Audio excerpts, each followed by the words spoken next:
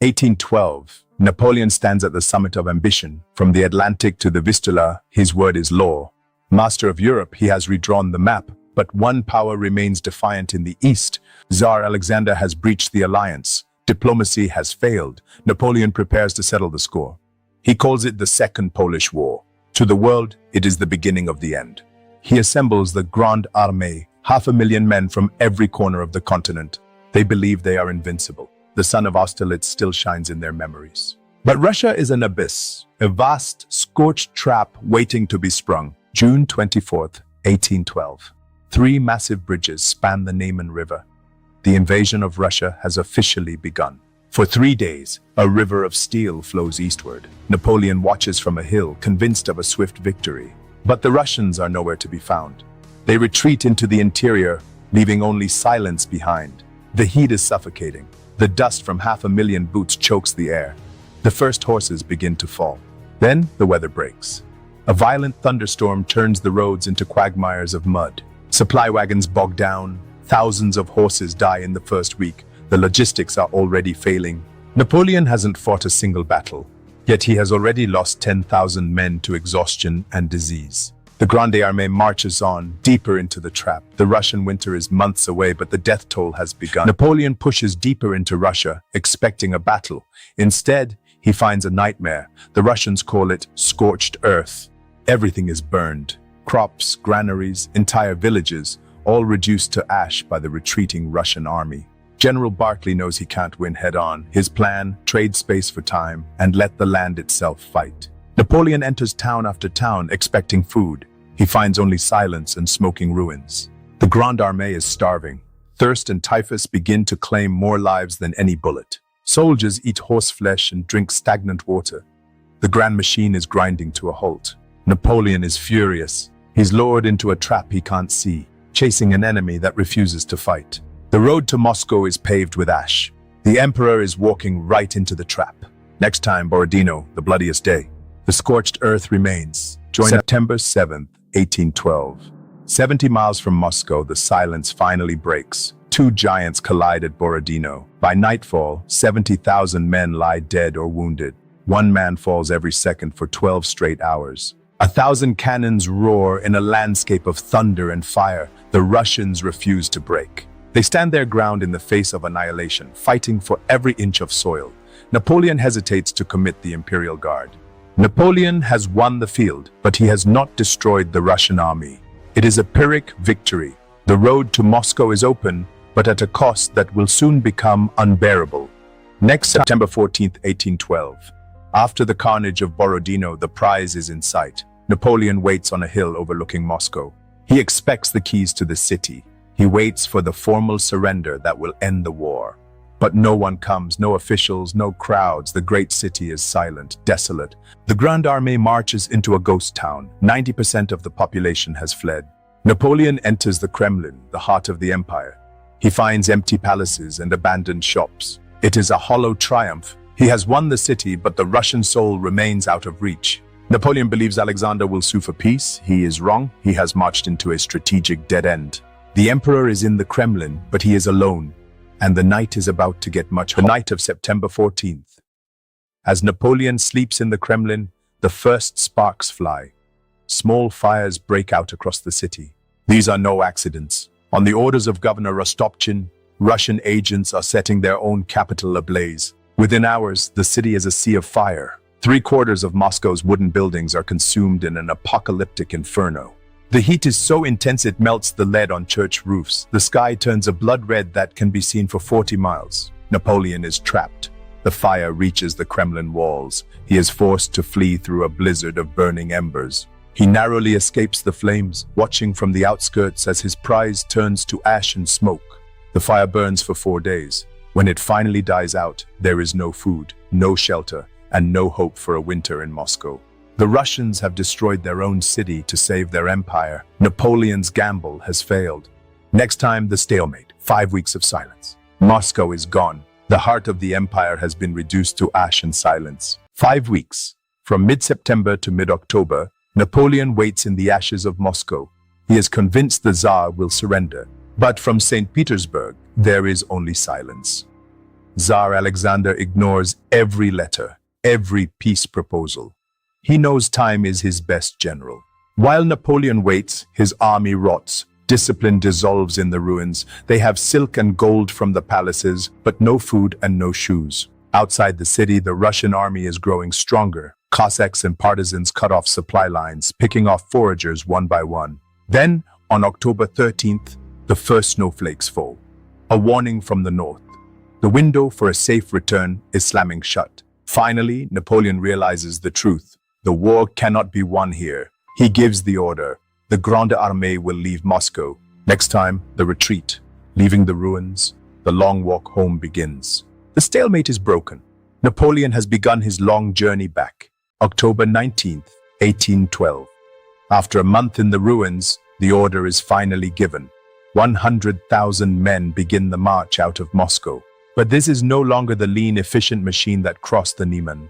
It has become a vast, lumbering caravan of loot. Soldiers are weighted down by silver plates, fine silks, and stolen furs. Treasures they hope to carry all the way back to Paris. They have the wealth of empires on their backs, but they lack the one thing they need to survive: bread. Napoleon intends to retreat through the fertile southern provinces, avoiding the devastated path he took on the way in. But the Russian army is not far behind. General Kutuzov is shadowing them, waiting for the right moment to strike. The march has begun, but the road is long and the enemy is closer than they think.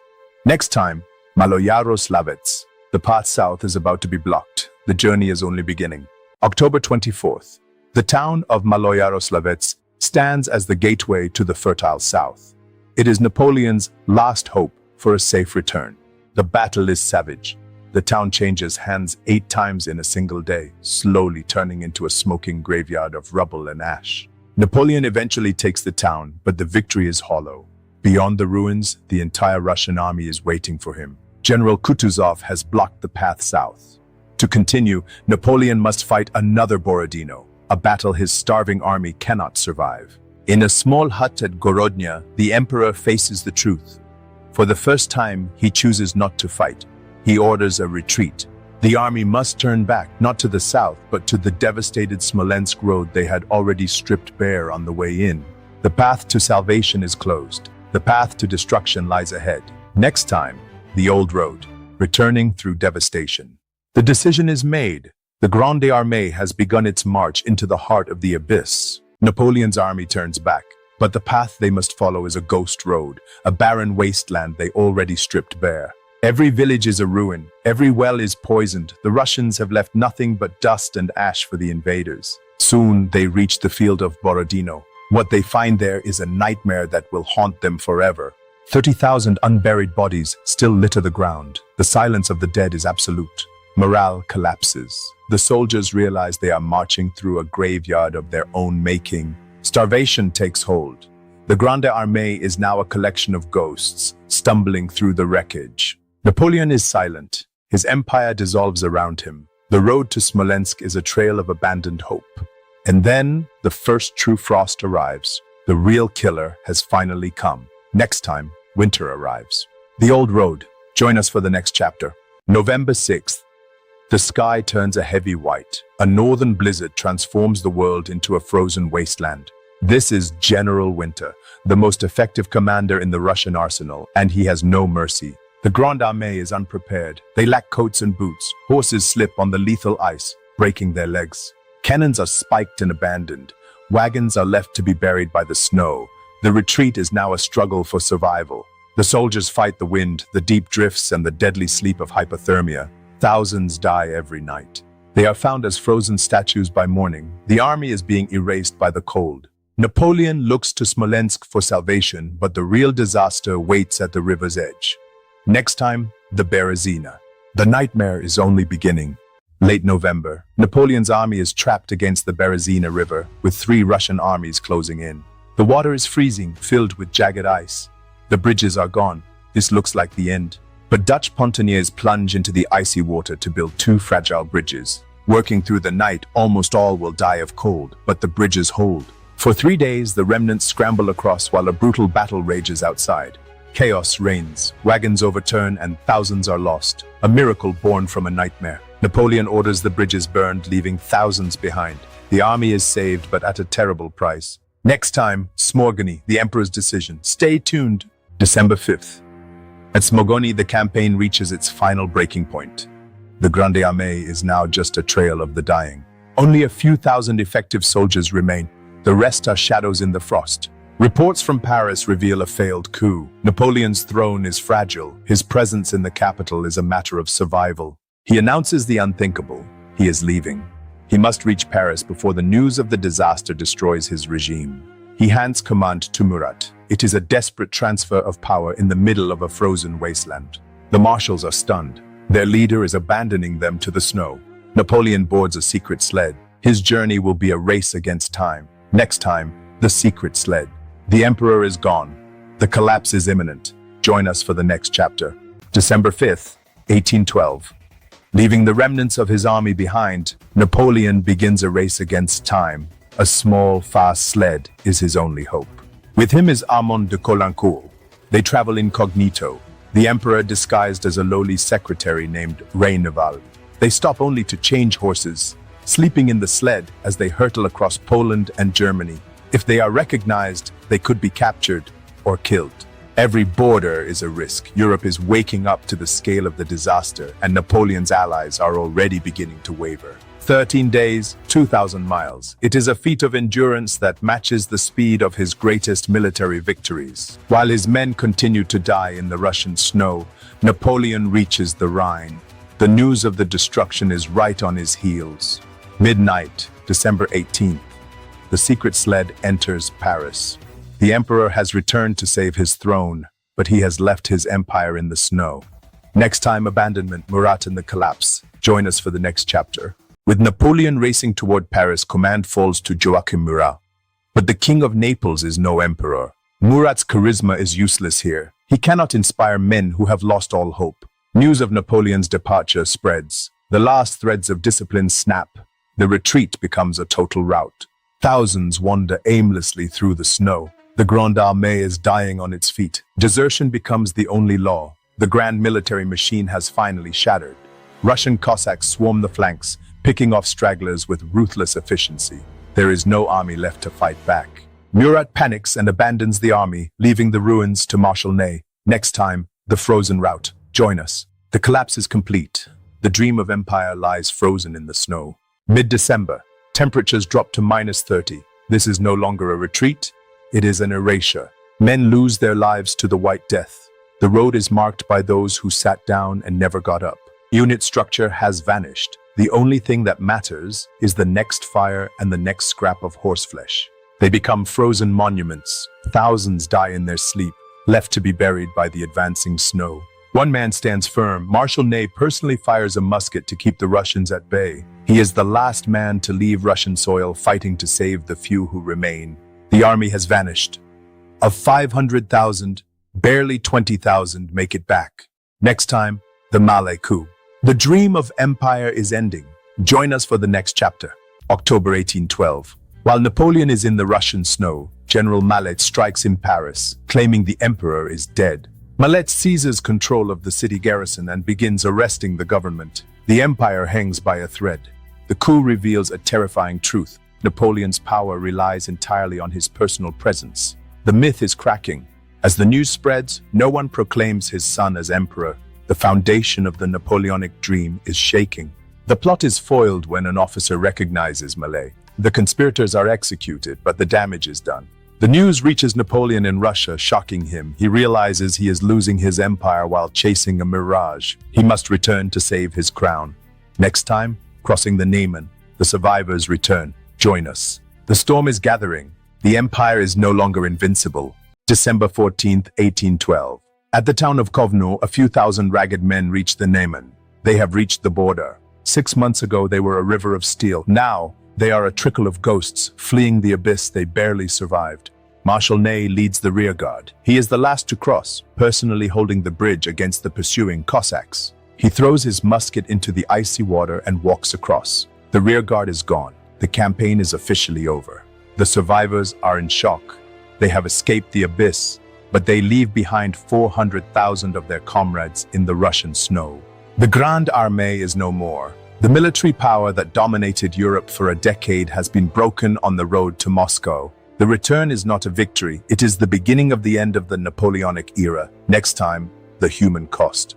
Join us. The border is crossed. The nightmare is over. The dream of empire has faded into the mist. The numbers are impossible to fathom. 500,000 men marched east. Fewer than 30,000 returned. An entire generation has been erased. For every survivor, 20 families will never receive a letter home. The silence in the villages is deafening. The cost wasn't just in soldiers. Tens of thousands of civilians perished. History has never seen such a concentrated catastrophe. Farms stand untilled.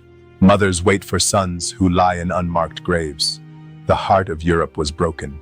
This is the price of glory, a continent drained of its lifeblood for a dream that lasted only a few weeks. The widows and orphans would carry this trauma for decades, a permanent scar on the century. The campaign is over, but the reckoning has just begun.